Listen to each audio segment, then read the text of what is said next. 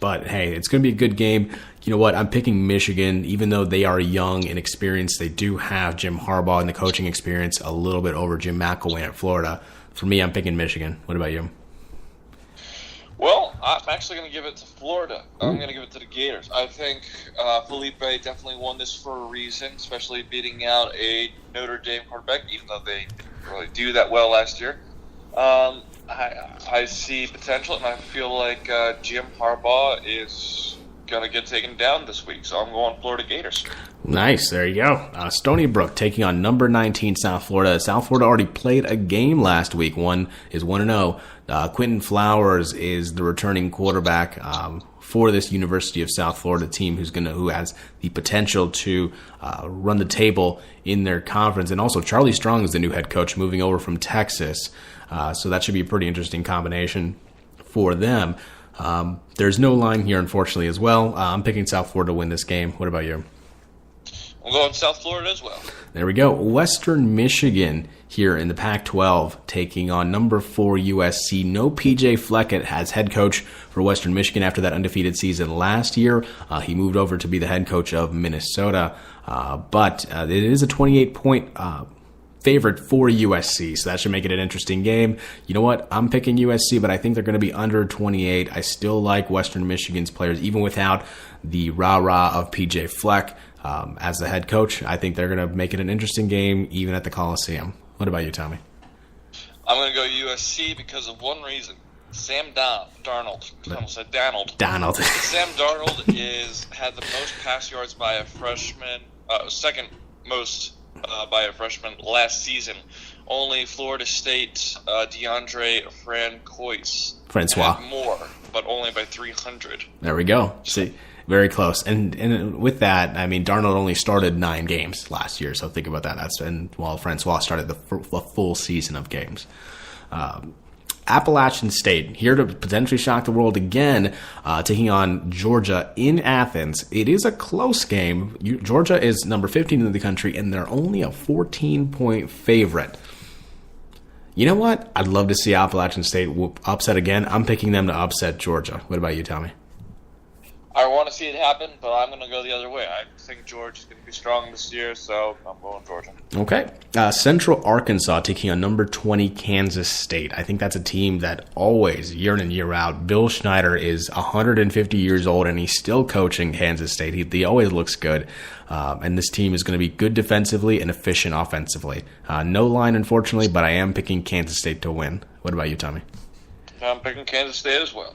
Georgia Southern taking on Auburn at Auburn. Auburn is a 34.5-point favorite. For me, they are a team to watch out for. They have Jared Stidham, the transfer from Baylor, at quarterback, so they're going to be really good, at least much better over the last couple of years offensively. Defensively, they're going to be sound as well. It's just a matter of the experience on the receiving end for Auburn.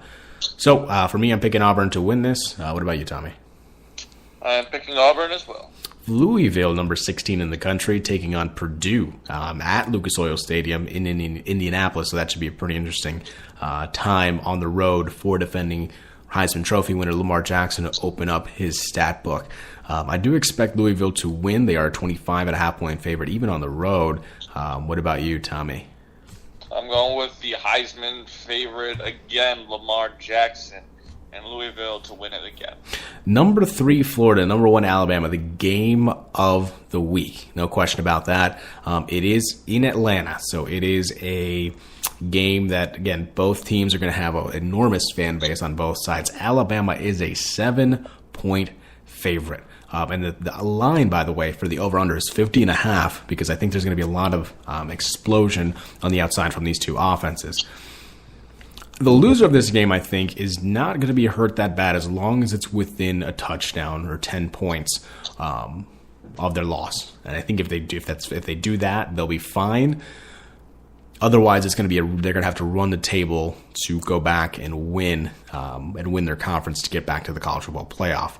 And especially Alabama, the SEC, I think it's the one conference that for sure can take a loss. Florida State, it's going to hurt, but they have to run the table in the ACC to have a chance. You know what? I've always liked Alabama in opening games. They look good, especially when they demolished USC last season early. Granted, they didn't start Darnold at that point. They started Max Brown at quarterback for USC. But Alabama always makes even the best teams in the country look silly. It's going to be a close game. You know what? I'm going to pick the over on the 50.5 points. But I think it's going to go 34-31 Alabama in a classic. What about you, Tommy? Well, I was looking at a video that says, will Saban remain perfect in Alabama season openers? Which means that he has not lost a single game yet. I feel that Florida State University will beat Alabama in the first game of the season. And I do believe that it will be a classic as well. But I am actually going to go 28-24 Florida State University on this one. I mean, you know what? I wouldn't be surprising because Florida has a more explosive offense. That defense is athletic. I don't know. I just go ahead when it's that close for me. It's coaching, and for me, it's Nick Saban. Of course, is probably the best coach in college football, if not not just in this the last couple of years, but just ever. So, I mean, it's going to be a good game regardless. I think it's going to be one to watch, so don't miss it. Catch it 8 p.m. Eastern, 5 p.m. Pacific on ABC. Number 13 LSU starts off in New Orleans, taking on BYU, who won their opening game last weekend against Portland State out here. So it should be an interesting game. Tanner Magnum. We'll talk about a quarterback name. Tanner Magnum. That's pretty awesome. He goes into New Orleans against that LSU program that's going to look good. Ed Orgeron is now the full-time head coach, the guy with a southern drawl that maybe you don't understand him. He's like that guy in The Water Boy that we never understand throughout the movie, but he has part on his sleeve. They have a running back in Derek Geis, who's a potential Heisman Trophy candidate if LSU can solve their issues at quarterback. That's the one issue that they always have. I'm picking LSU, but it's a 14.5 point favorite for LSU, but I am picking them to only win by 7 in this game. I think BYU is going to give them a really good game. What about you, Tommy? I do think that BYU will give them a run for their money as well. I am still going LSU with you, and I think they might actually cover the spread. There you go. Montana State, the last game of the evening, taking on Washington State out here in Pullman, Washington.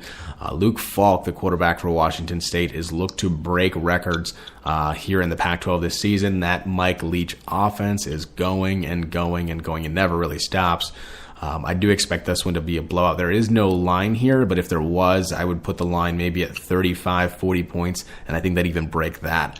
I just think Washington State is just too powerful offensively. They're going to throw so many passes. Falk's probably going to throw for 6 touchdowns in the game and win it easily. What about you, Tommy? I'm going to go with you on that one as well. Falks does like a stud. I'm going with them. There we go. We have 2 games left here. One tomorrow, number 22 West Virginia against 21 ranked Virginia Tech. It is at Landover Field in Maryland, neutral field. Virginia Tech is a 4-point favorite, and in part because of their freshman quarterback, Justin Jackson. So that's going to be pretty interesting for them. And the last time they started a freshman quarterback, as I mentioned, 1999, when Michael Vick was the quarterback at Virginia Tech for the Hokies. It's going to be a close game. I think Virginia Tech, because of their defense, Virginia Tech, even though they don't have the Frank Beamer type defense anymore, they still have the effective defense that they always have had. Their defensive coordinator has still stuck around even after Frank Beamer left. It just looks good. So Virginia Tech, for me, they're a 4-point favorite, and I picked them to win it by that many points. What about you, Tommy? I'm going to go opposite. I'm going to go West Virginia, hopping over Virginia Tech, just because I feel like the Big 12 can take on the ACC and show them who the true powerhouse is. So there we go. I got West Virginia. Awesome. And the last game on Monday, you have 25th ranked Tennessee taking on Georgia Tech in Atlanta. So it's a road game for the Volunteers, but Tennessee is a 3-point favorite to start off the season. It's a toss-up game for me. I'm picking Georgia Tech to pull off the upset. That Paul Johnson offense. The triple option offense that he used when he was at Navy is still really effective, and it's going to throw off it even throws off the mightiest of SEC defenses. And Tennessee's up there as one of the teams to be a favorite in the SEC East. So I think it's going to be the first slight upset of the season with Georgia Tech upsetting Tennessee. What about you, Tommy? I got Volunteers, Tennessee winning against Georgia Tech, only because the Tennessee Volunteers, they volunteer very well. So there we go. I'm going with them. Perfect. First pick'em of the season done. That's how we do it here on the Spicy Sports Show. So we have so much to talk about left. Up next, after the break, we do have some Major League Baseball trades to talk about. Verlander to the Astros, Maben to the Angels, I believe, and then a whole lot more when it comes to the standings. So we'll talk about all of that and more after the break. So here we got some music. Michael Woods overflowing on the Spicy Sports Show with Sam Cerrone and Tom Crane on Spreaker Radio.